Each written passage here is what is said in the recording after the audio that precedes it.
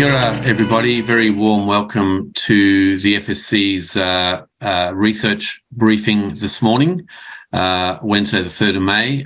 Really delighted to be here to have a broad-ranging discussion with a fantastic group of people, really unpacking the where are we at in New Zealand right now. Are we recession ready? Are we already in recession? We're a couple of weeks out from the budget. And so there's a prelude to that. So a very warm welcome. As with all of our FSC Connects, this is our way of reaching out and connecting with the financial services community. So we're joined by parts of the community right around the country. We're also joined by members of the Fourth Estate. So a very warm welcome to you folks. And like I say, we're here to unpack the conversation of the future over the next 6, 12, 18 months and beyond. I'm just going to give you the headlines on the Financial Resilience Index discussion. What FRI does, we call it FRI, but the Financial Resilience Index picks up key indicators across overall confidence, literacy, financial preparedness, job security and well-being. And some of the key findings then in this piece of research, noting that we've now done this for the last 3 years, tracked it really since before we went into COVID. You'll see that Nicola pretty much covered most of the key points. The money worries on a weekly basis are increasing. That's about 50% of New Zealanders. The impact and the link between money and well-being is strong. It's gone from concerns at 53% to 59% year on year. We know that people who are at the front end of their career, so younger Kiwis under 37s, are more impacted negatively, with 64% of them worrying about money daily, weekly or monthly. We know that the resilience, the ability to find money, emergency money at a moment's notice should a rainy day appear, and we set that at $5,000, is reducing. So the stress is in the system. The number of Kiwis worried about inflation, 87%. Number of Kiwis worried about interest rates, about 65%. Worried about house price decline, about 64%. There's a much deeper and longer document which I will commend to you, but for now let's just use that as the scene set, and in particular Nicola's comments. And let me now particularly welcome our all-star panel, and that is Sharon Zollner, Chief Economist at ANZ, Andrew Inwood, CEO Global Core Data, and Dr. Jarrod Haar from Massey University. So kia ora, everybody, welcome. The way we're going to run this conversation is I'm going to hand firstly to each of the panelists, starting with Sharon, just really to set the scene and answer the question, are we recession ready or are we already in recession? And we'll then pick up the discussion from there. Thank you to all the questions that have come through. I'll try and fold them into the discussion as we head forward. Kia ora, Sharon, welcome. Thank you very much. Nice to be here. It's an interesting question. Are we in recession? It is possible that we're in 2 consecutive quarters of negative GDP, but insofar as we think that the December quarter was actually more about labour shortages than actual weak demand, I wouldn't characterise that as the real recession, which for the person on the street I think gets real when it starts impacting the labour market and their job security in particular. So it was interesting to see that was a strong point in this survey. Now, the labour market does lag the broader economy on both the way up and the way down, and that's because hiring people is a reasonably serious decision, not risk-free, so firms sort of wait to see if higher demand is going to persist before they make the decision to take on more staff. And then on the way down, of course, they're very reluctant to let good staff go, particularly when, as now, it's been so hard to get hold of those staff in the first place. So there's typically a 3 to 6 month lag, I'd say, between what happens in the broader economic cycle and then the labour market. So I'd say the data that's in this survey is consistent with that, typical kind of the way that things unfold. Or put another way, it's the person on the street is the last to kind of get the memo when the economy does hit a turning point. It is a little bit worrying, obviously, to see that so many people are stressed out financially before the economy goes into recession. On our forecast, that will be at the end of this year, at which point on our forecast and the Reserve Bank forecast, I think on everyone's forecast, the unemployment rate will be rising. So it's one thing for your costs to go up. It's quite another for your income to go down, particularly quite abruptly. And that is, of course, what can happen to people when unemployment rises. We've actually got labour market data out this morning in just an hour and a half, and we're actually expecting that to be reasonably strong, with employment growth driven more by an increase in labour supply through that immigration than through labour demand. So actually it's entirely possible that, that strong migration could actually boost the nominal economy and mean that we don't even get to negative quarters of GDP as we're forecasting now. But of course, it's GDP per capita that matters for wellbeing. And with the Reserve Bank setting out to slow demand in order to get inflation down, and clearly having the tools to do it, it's pretty difficult to conclude anything other than that they are going to succeed. The debate is rather around whether they're going to successfully engineer a soft landing or whether it's going to be something a little crunchier. We're all waiting to find that one out. And do you think, we'll come back to it later, but Nicola mentioned the Bloomberg report, silver medal and so on. I mean, what's your sense? Is it going to be a hard landing? Is it inevitable, or is the jury still out? Well, economic forecasting is obviously very difficult. I think we've all demonstrated that pretty clearly over the last few years. We're all forecasting a soft landing, but I would say it is kind of the best case scenario that we have a relatively mild recession that is nonetheless sufficient to bring inflation down from around 7% to around 2% in a pretty orderly yet promptish fashion. Obviously, there's risks on both sides of that, but neither risk, I would say, is going to be better than our core forecast. So it doesn't mean it's pain-free, of course not, but I would say that is the best case scenario. You can imagine scenarios where inflation proves stickier, so the Reserve Bank actually has to eventually, maybe not immediately, but eventually hike more, or you can, of course, there are some out there saying they've already done too much, they just don't know it yet because of the lags through which monetary policy operates. In actual fact, the labour market could deteriorate more quickly.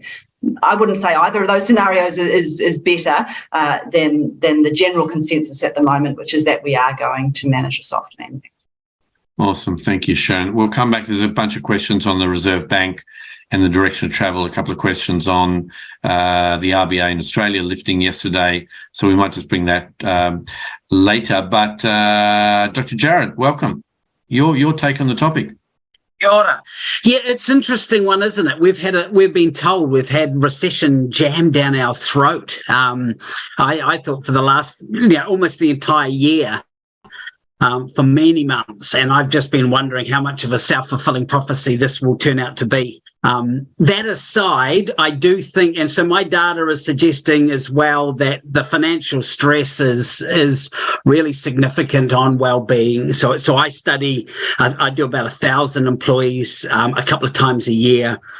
And fundamentally, things like, work stress, those things lead to burnout. But this kind of financial stress really has just ratcheted up and does appear to be kind of the extra weight on people's shoulders. So I think financial stress is being that kind of additional driver that's putting people under massive pressure.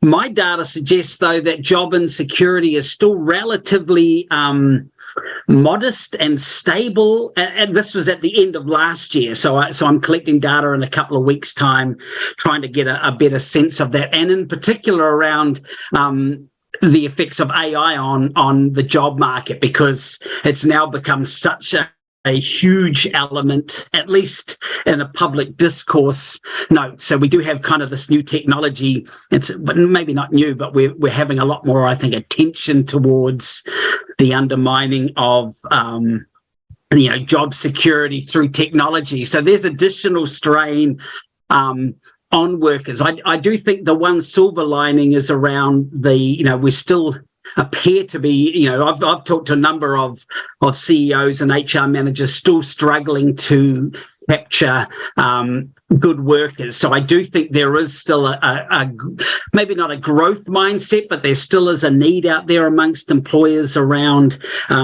recruiting and retaining talent. So that might help shift things. Of course, it may well be that once those recession numbers come out, that organisations just board up the hiring process and stop that, and that might change those dynamics. Definitely, but I do think at the moment, with you're still seeing the draw on high inflation. I think the stress for workers has never been more apparent than right now. So are we heading to recession? Well, I mean, I defer to Sharon's expertise there, but I think irrespective of whether we do or not, it is a super challenging time for workers, and that financial stress is having a huge effect on people's well-being. You know that point you raised just before around, are we talking ourselves, Nicola raised as well, are we talking ourselves into something that's inevitable, or are we just reflecting what's out there? I mean, what's your sense and what's your research tell you? Well, actually, the research tells me that workers don't think we're because we've had, now it may reflect the crazy bountiful job market we've had for the last few years. So it may well be that people are in the honeymoon. They're still on the lounger on the beach in Waikiki thinking this can never end. And of course, I always like to remind people that everything is cyclical, and what goes up, will naturally come down. And Sharon's point there, are we going to have a gentle slide down, or are we going to come crashing down? And I guess if it does come crashing down, that will be more painful for workers who have been in this slight delusion that, things are fabulous and my job is safe, because if that does change, then I think we'll see a lot of pain, especially with people trying to cover mortgage payments and things like that, and record high rents, etc. So whether you're a homeowner or renting, I think, there's plenty of pain out there at the moment. And last question, Jarrod, just on this theme. Last year we were talking about the Great Resignation. The data is really strong on jobs, as we've said. Is the Great Resignation a thing of 2022 and 2021, or is it still very much out there? Well, I think it's still out there. I do think as all of these things come to fruition, let's just use the term, if we slip into a recession and that's official, I think we'll see reality push the handbrake on for many workers, who will then change their behaviours around job hunting. Having said that, if there's still plenty of organisations willing to pay a premium to secure talent, then maybe we'll still see some movement. But I do think as we go into a recession or more challenging economic times, the Great Resignation will become just a little footnote in the annals of economic and employment history. Thank you for those comments. Andrew, opening comments lastly to you. What's your sense? You've got a very global lens given the work that you do globally. Are we recession ready? Are we already there? Kia ora, everybody. It's a really interesting piece of work that we do globally, which looks at kind of market force behaviour when faced into types of pressures like this. And whether in recession or not is a question, I think, more for Sharon than me, because it's a neoclassical view. The reality is that the economy is behaving like it's in recession. There's a lot of money going into cash. The net new money moving through the system is reduced. People aren't making big forward purchase orders. So you can see people with very defensive behaviours in the market, both in Australia and New Zealand, which are the big economies and the kind of strong economies of this area. That's not true of the USA, particularly the northeastern states and the northwestern states, where they are pushing into new purchases, and ditto the Mexico, California area where let me be candid about this, labour has already been repriced. Labour's being repriced very quickly in Britain, very quickly in America, and very quickly across Western Europe. Labour costs have run up pretty strongly in Australia and New Zealand and the other economies, and the COVID has allowed that labour cost to remain high. What's happening in more aggressive economies or more balkanised economies is that labour is being repriced quickly. Inflation has a very interesting effect on employment, and for this and the discovery of this, you should blame a New Zealander, Bill Phillips, who in 1958 did the work in Oxford which produced the Phillips curve. And it shows that what's going to happen now is that the cost of labour will be repriced relatively spectacularly around the world. In England, for example, bosses are now compelling everybody back to work. The kind of work from home environment that has existed there for the past few years is disappearing relatively quickly. And people who've kept a very strong track on that are saying that work from home was great for the good workers, great for the poor workers, but produced a sort of between 15 and 20% drop in productivity. Now, that's going to be a big issue, right, in economies. If productivity drops and employment stays up, then cost is rising all across the economy, and that's a big issue in the way in which it works. Economists and reserve banks around the world are saying that unless we can get productivity back into the system, then recession is assured because we can't get the cost of manufacture down, which is going to be a long-term problem. The other thing that I would say, and I should point out here that I'm not some sort of global citizen who has no affection or point in New Zealand. I was born in Papakura and my family are from the Christchurch area. Is that all our data shows, and I think Jarrod's data shows some of this too, is that the New Zealanders are incredibly resilient. If you look in Western Europe, the more, for want of a better word, Latin economies are fighting in the streets about their rights and what's going on. I can't see a time of New Zealanders are marching in the streets about their retirement age, marching in the streets about what they pay and what they're doing.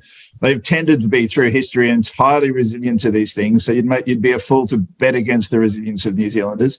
It will squeak, though, and it will be a big problem.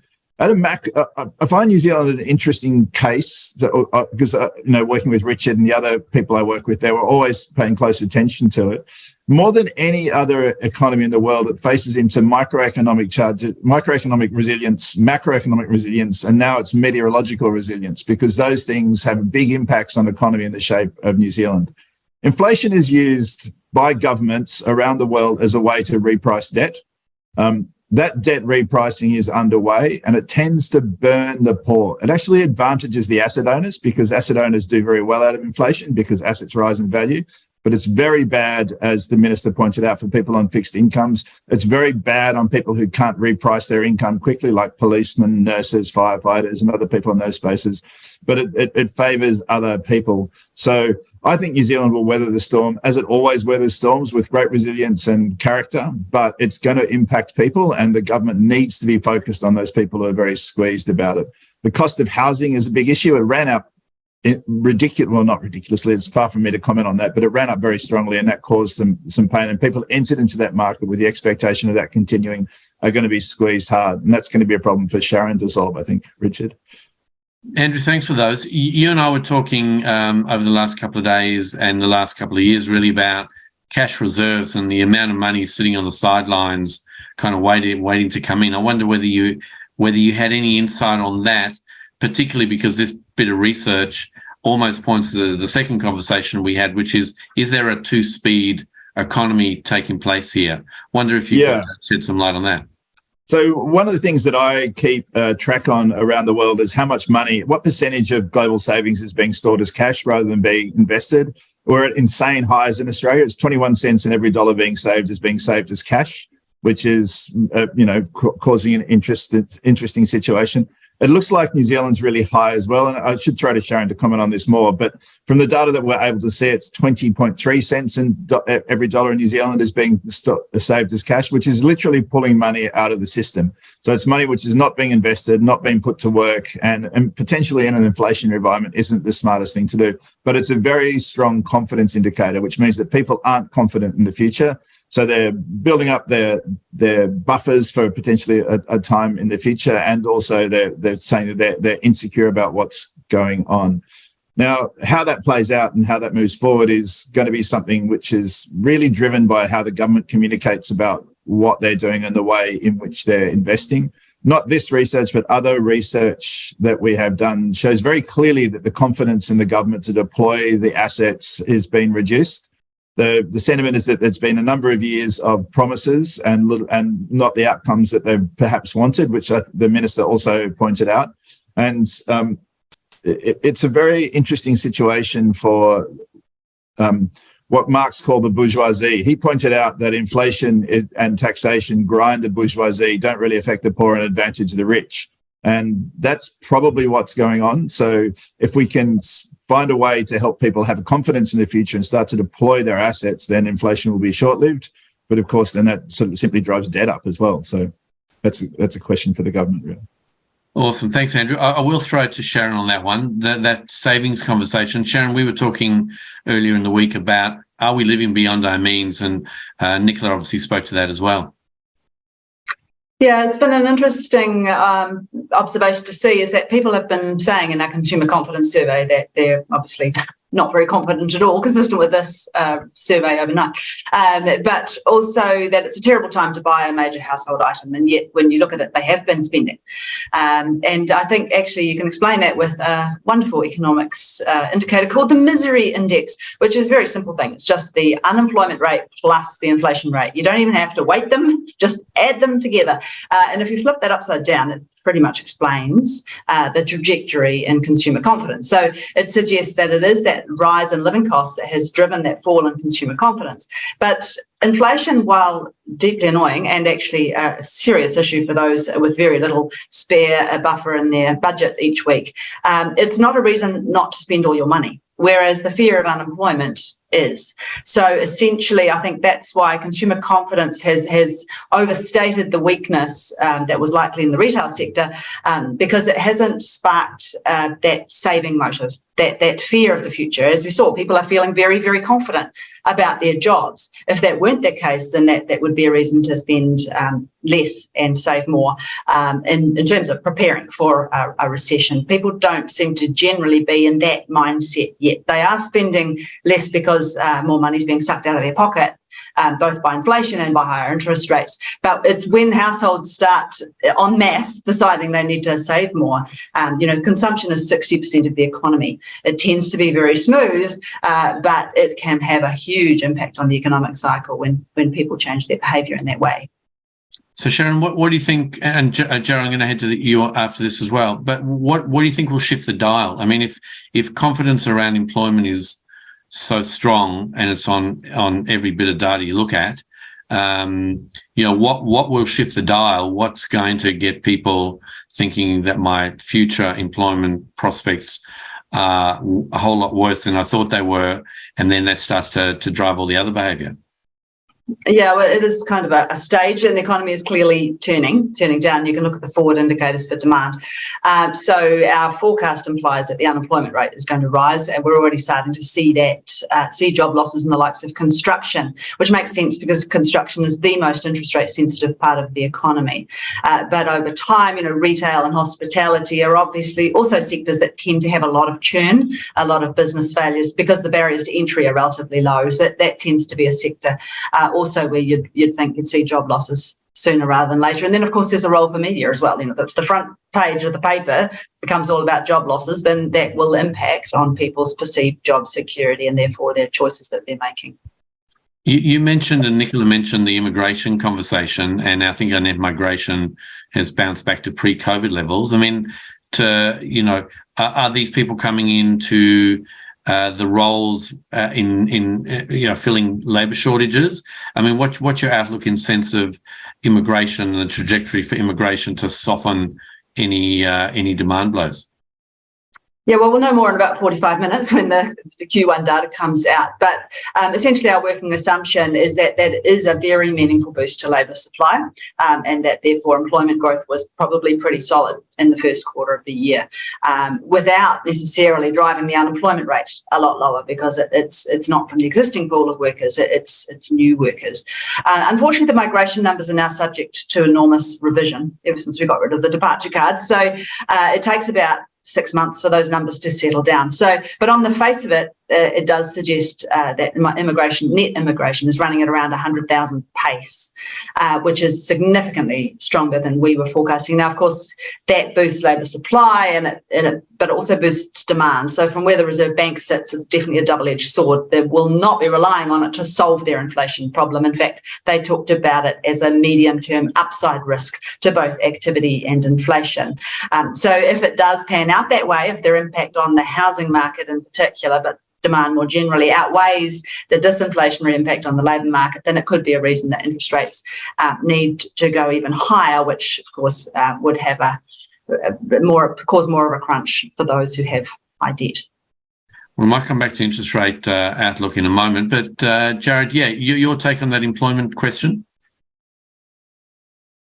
Yeah, it's an interesting one. And I do think we've got to remember we're in this unique history time, right? We've never had such a tight labour market, and all these, and we've had record low mortgage rates, for example. So job opportunities are high. There was record salaries. Everybody's celebrating. My mortgage is low. Spend, which all sounds good. And now, unfortunately, the interest rates have really, taken off at pace. And at some stage, we're going to see, and I think we're seeing that with the financial stress at the moment. But my understanding is we still do have a lot of those fixed-term mortgages waiting to ripen to a far higher rate, and then I think people's disposable income will tank. And Sharon talked about hospitality, tourism activities. People will have to reduce their discretionary spending just to service the mortgage, and then I think we might start to see this whole kind of a lack of interest around how secure my job is, and everybody will just hunker down.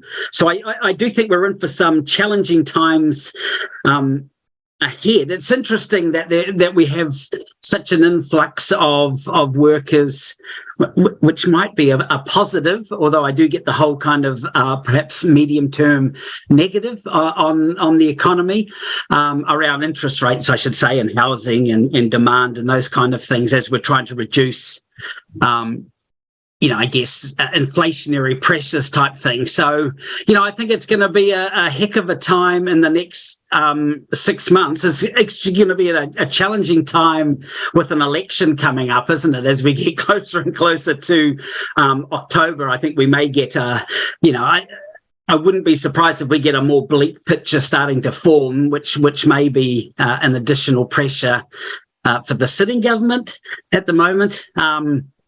But again, if that job security level stays relatively, if the security feelings are still quite decent, that may change the funk amongst workers. My call is that I think it will have to increase, right? Because it is a perception based, and at some stage people will think there are less opportunities out there, and the opportunities don't have any more money. So now I'm actually not thinking that the world's my employment oyster, and I'm going to change my behaviour and stay where I am. So I think the good times might be starting to evaporate for the labour market.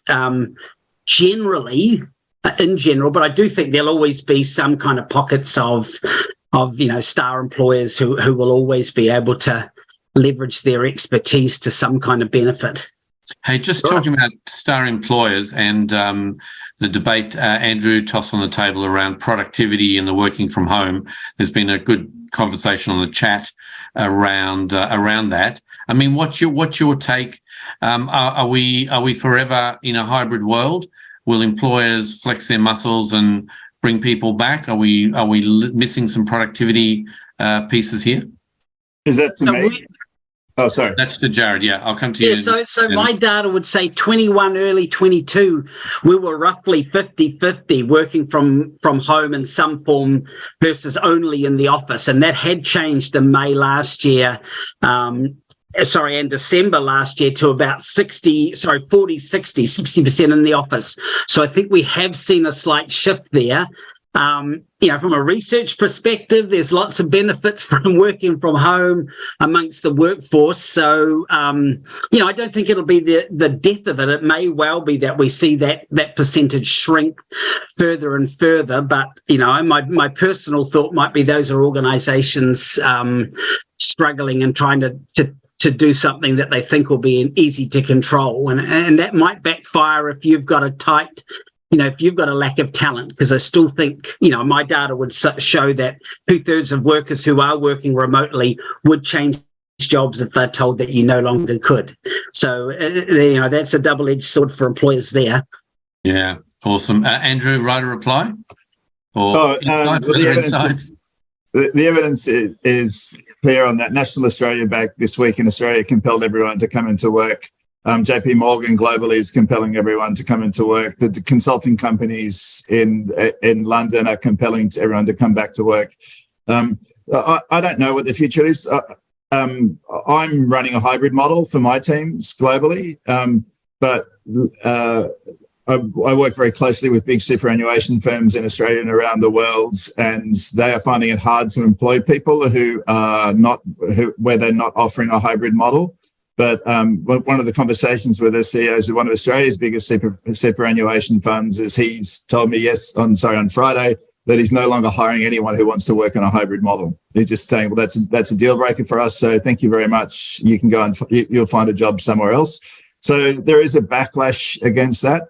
The US, particularly in software development, is no longer hiring people who want to work in a hybrid model because they can't build teams in a hybrid way, and they will candidly tell you that they are having big productivity falls, and that data is freely available on the internet. The reaction to that, in particular in Facebook, Microsoft, and a few other people, and you've seen them, has been big sackings. And the people who are going are people who are wanting to work hybrid because I don't really know whether it's ego and the desire for micromanagement, or they have some ability for tracking output that I can't see. But as a company, you have to commit to one model. I've committed to hybrid because I think it works for researchers, and that's really interesting. I met with the CEO of a big platform in the UK, someone I've known for 20 years, who said that when they went hybrid at the start of COVID, he wrote in an envelope the names of the people who he thought would underperform in when they went hybrid, and wrote in an envelope the people whose performance would stay up. And he said he was 100% accurate. And he is now going through the process of removing those people for performance reasons, not for hybrid reasons. So that's going to be an issue when it comes through.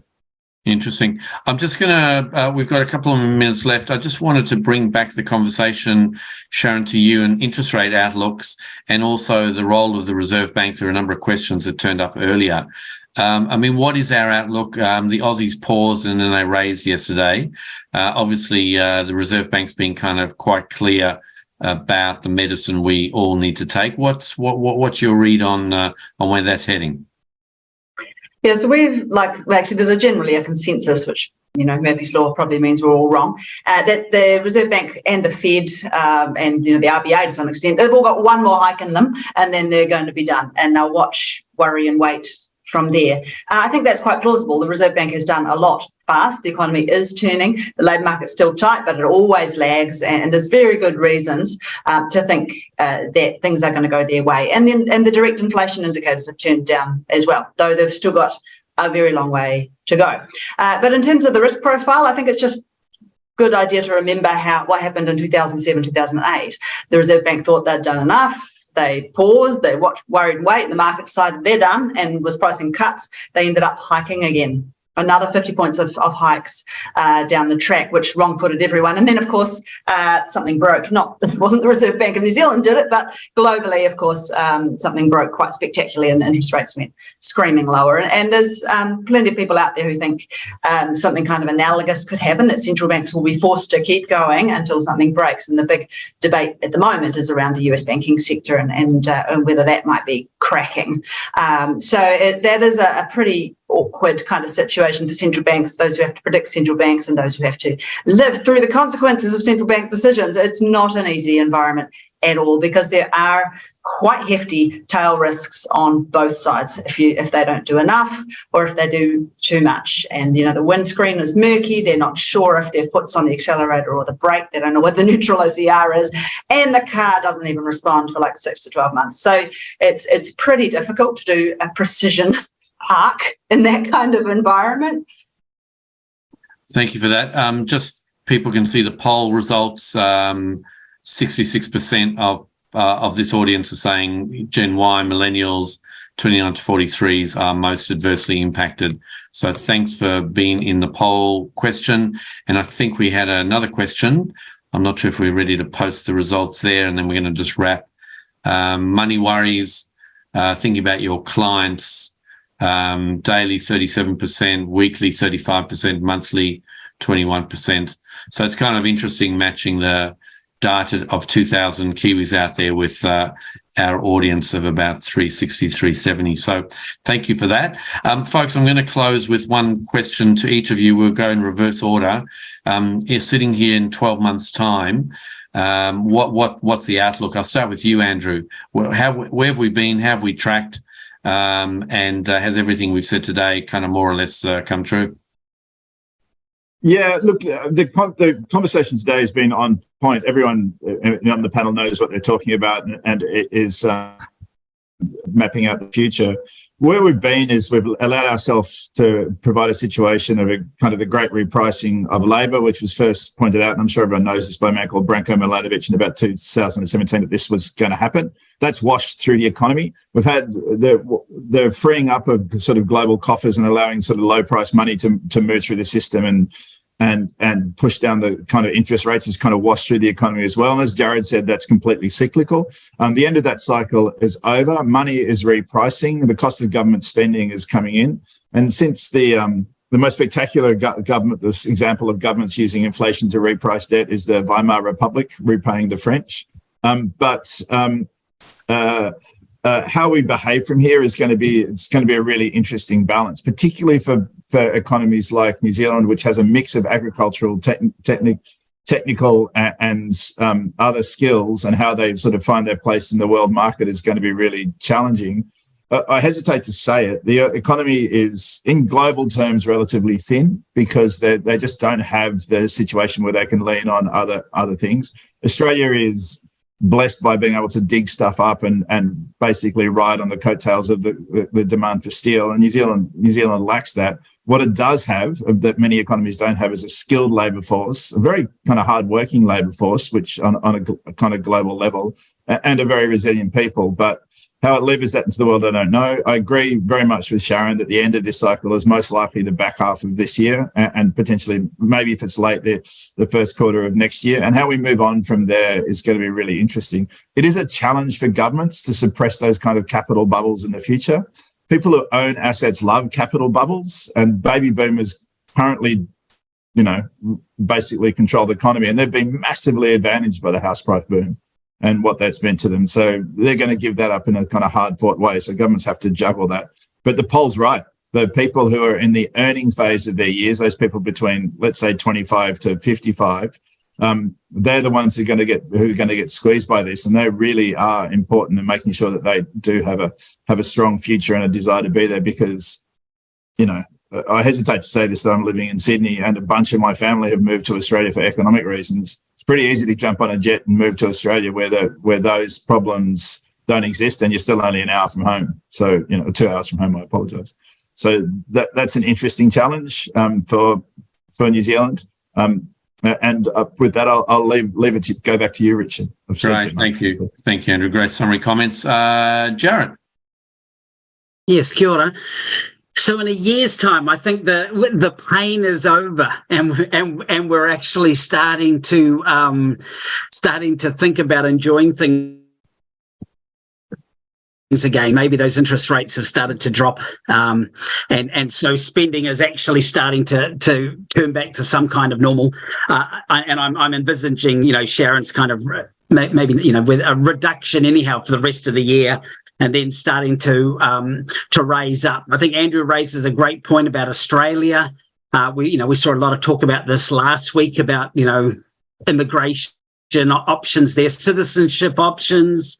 So that might create the spectre of drawing more, especially, skilled workers out of New Zealand, which again then creates this interesting dynamic of fewer skilled workers here, and therefore talent becomes, maybe we're going to see a period in a year's time where talent again is still heavily in demand and able to get some kind of premium for their labour. But one thing I do think we've seen this growth in salaries and minimum wage even that have re-equilibriumized the labour market somewhat, a little bit distorted by the high house prices, which of course ironically have been dropping there. So maybe in a year's time the sunshine will be starting to come back.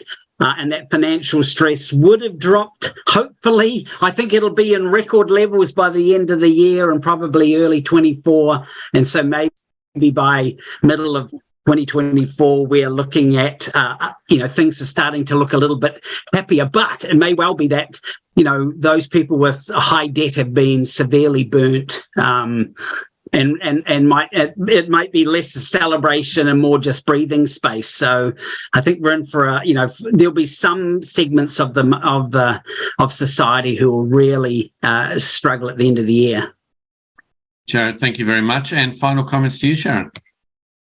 Thanks. I'd have to say in a year's time, it's entirely possible that the economy will be in a more sustainable spot. It might not feel that way, though, for the person on the street, given the lags with which the labour market responds.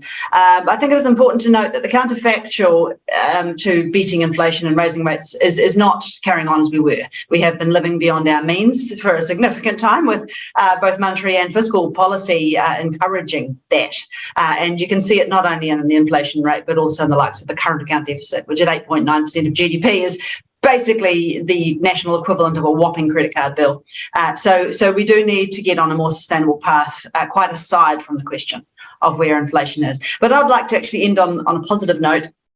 You would think, given we had basically had a 7-year housing cycle in 2 years, it was insane. House prices went up 45% in 2 years. You'd be forgiven for assuming that household debt must be in a nightmare position. But actually, household debt relative to disposable income is lower than it was when we went into the last recession in 2007, 2008.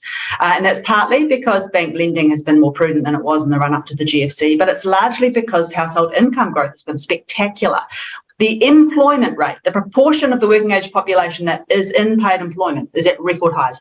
And we've had an extremely strong wage growth. And the average hourly earnings in the private sector well outpacing inflation. So actually positive real income growth. And so by the time you've deflated the debt by that, it's actually not as bad as you might think. Yes, it's high, and that certainly will contribute to the whole recession vibe. And there is a distribution of income, a distribution of debt, and absolutely there are some people doing it very tough out there. But in aggregate, I think the household sector is more resilient than you might assume, given this very dramatic asset cycle that we have been through. That's an awesome way to close. If I think about Nicola's call to action with the 5 themes, thinking about the future, if I think about our closing comments, as a sector, we help people manage their wealth, with them manage their lives and so on. It's a really onerous and honourable role that we play across the sector. And I think the way we manage this confidence conversation, helping people find their way to better times, whilst not overly gilding the lily, I think is important. And so, folks, with that, to the audience on the end of the line, thank you for joining us. It's been a really interesting discussion this morning. To our panelists, huge thank you for taking your time and kind of sharing your wisdom and your insight, not just on the topic du jour, but we went back to the Weimar Republic. We went back to the last GFC. We've been and explored a lot of territory. So really appreciate you taking the time. To the people in the audience, look out for the FSC updates. There's a couple of really interesting upcoming activities, online sessions. And of course, we're in the midst of planning our big Building Financial Confidence conference, which takes place in Auckland, 15th, 16th and 17th of August. With that, have an awesome rest of the day, awesome rest of the week. Ngā mihi, and have an awesome day. Thank you.